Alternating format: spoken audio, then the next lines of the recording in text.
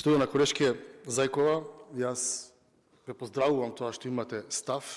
Добро е да имате став за повеќе прашања во ова собрание како политичка партија, како пратеник.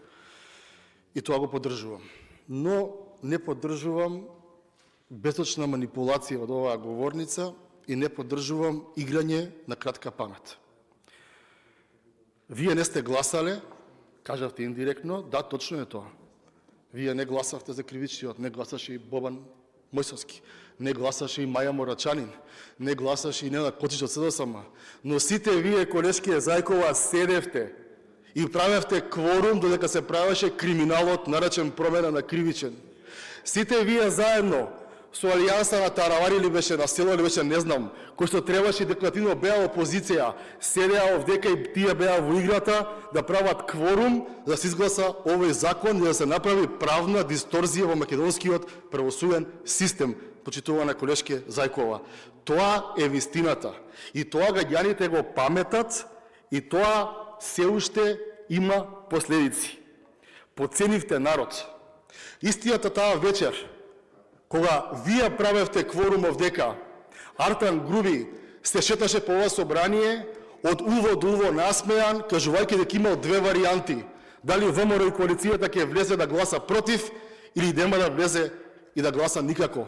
Имавте се обезбедено, имавте пиар направено за двете варијанти, бидејќи мислевте дека вашата неискреност ќе ја победи нашата искреност, бидејќи мислевте дека вашата недоследност ќе ја победи нашата честност и мислевте дека ова е 93-та, а не 2023-та, кога има само една телевизија, едни вести и кога тој што има власта и моќта во моментот ќе може да поседува и вистината.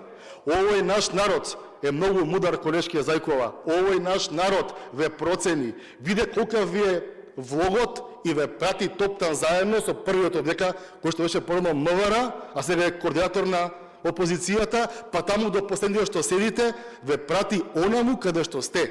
И тоа беше една сериозна причина зошто тоа го направи македонскиот народ. И не е во ред да манипулирате. Сите казни кои што ги предлагаме се поголеми од тие што беа до 2023-та, освен една, која што за 2 години е помала, затоа што има 4 европски директиви кои што детерминираат каква треба да биде казната. Бидејќи ние со правдата компромис не правиме, бидејќи ние криминалците ги гледаме во затвор. И оние ваши пријатели, поавешни или сегашни, не знам, кои што избегаа, верувајте, еден ден ќе дојдат и ќе се соочат со се она кои што го правеа на Република Македонија и новој народ. Благодарам.